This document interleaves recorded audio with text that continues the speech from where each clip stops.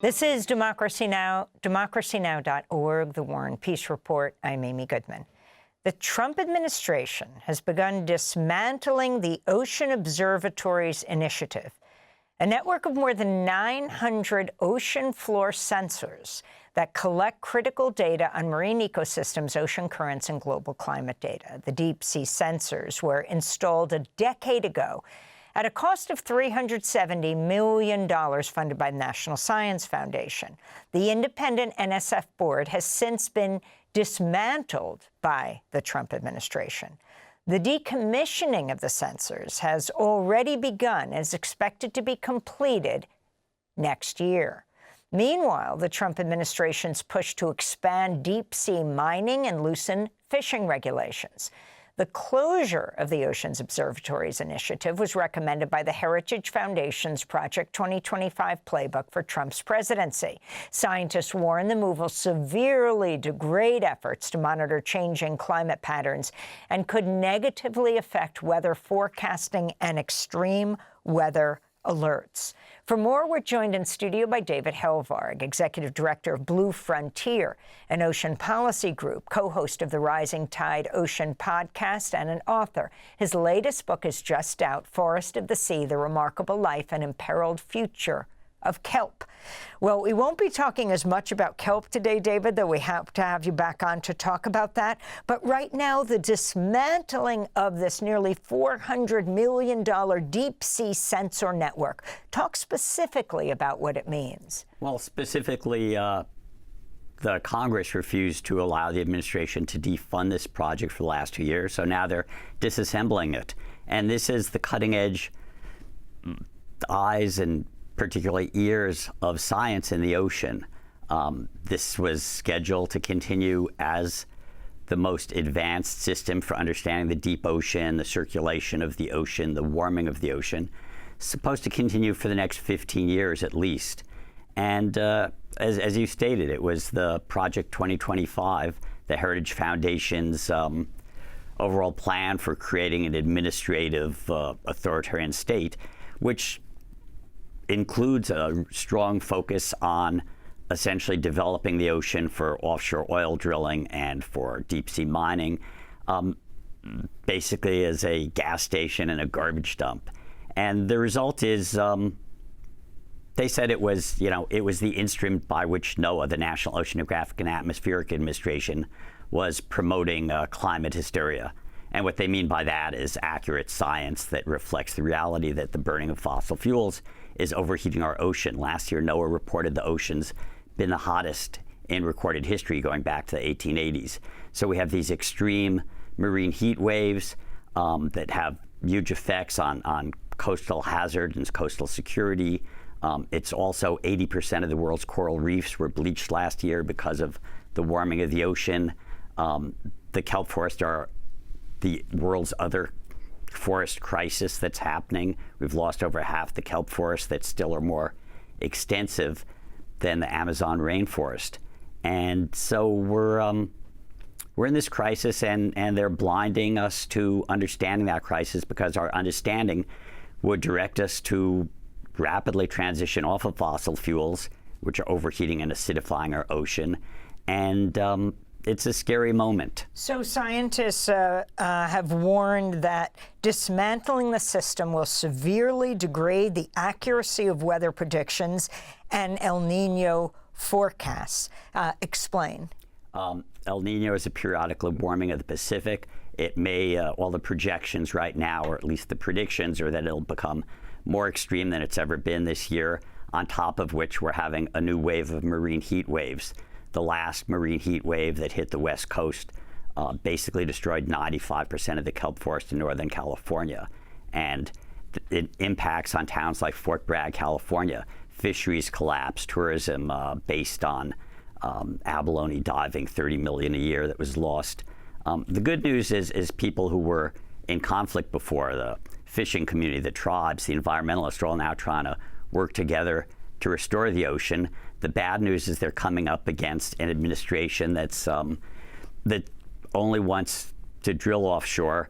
And I've talked to the AFL-CIO in Rhode Island, where they've twice had to drop tools. You know, they had 80% completion on the Revolution wind farms off Rhode Island, which, when they're completed, will not only provide clean energy to the communities onshore, but reduce utility bills for 400,000 people in Rhode Island and Connecticut. On the West Coast, people are out of work because of the loss of kelp and fisheries, and so it doesn't make economic sense. I mean, we're literally at the point where it's cheaper to produce clean energy than to produce coal and oil, which were great energy systems for the 16th and 19th century. Today, in the 21st century, we're just facing off against greed and ignorance, really. In the context of all this happening, Yeah. if you can just talk about the main thesis of your book, Forest of the Sea, The Remarkable Life and Imperiled Future of Kelp. It's the world's other forest crisis that people don't know about. And people don't understand that there are over thousands of species that depend on these forests, these algal forests in the sea. I have a chapter called Kelp is the New Coral. They're like the ivory and ebony. And it's not just the beauty that I experience when I'm diving in it. It's, salmon and herring and cod depend on kelp, as do leafy sea dragons and wolf eels and whales. And people say, well, I'm not there. Kelp provides alginine, which is a emulsifier that's in our food and our cosmetics and our pharmaceuticals. So every day, the toothpaste, the shampoo we use, the ice cream we eat, have kelp in them. And that kelp, the wild kelp, is the mother seed for an aquaculture industry that's 40 million tons a year for food and production. We're now growing. People don't know. We've switched. There's more seaweed. There's more sea farming than there is wild capture in the ocean. Where 130 million tons of seafood is grown versus 90 million caught out of the wild. What kills kelp? What kills kelp? Like coral, it used to be mostly overfishing and pollution, and today it's marine heat waves driven by climate change. And they literally, the last marine heat wave, similar to the one that's going to approach this late summer and early fall, wiped out the kelp. It weakened it. Kelp and coral both have temperature effects. When Alaskan waters in Prince William Sound go from 46 degrees to 76 degrees, kills the kelp. Just like when the Florida reefs went to 101 degrees in 2023, it killed the coral. And so it's the warming, the acidification, it drives diseases, harmful algal blooms. It drove a sea star wasting disease that wiped out 90% of all the starfish on the West Coast, 99% of the last predator starfish, this giant sea flower star that grows to the size of a bald eagle, 13 pounds, and it's cannibalistic and it's aggressive. And it was the last predator left after we wiped out the sea otters and the big fish and lobsters. And so when the sea stars died off, the little urchins came out of their hidey holes, reproduced 10,000%, ate all the kelp, and turned these incredibly productive kelp forests into urchin barrens. And that's happening not just in California, but in Australia, New Zealand, Norway, around the world. And again, it's larger than the Amazon rainforest, and people don't know about it. People at least know coral is in trouble. They don't know that the world's kelp forests that cover over a third of our coastlines, up to a third, is equally in trouble. And I've got dual feelings. One, yes, it creates $500 billion of goods and services for us humans.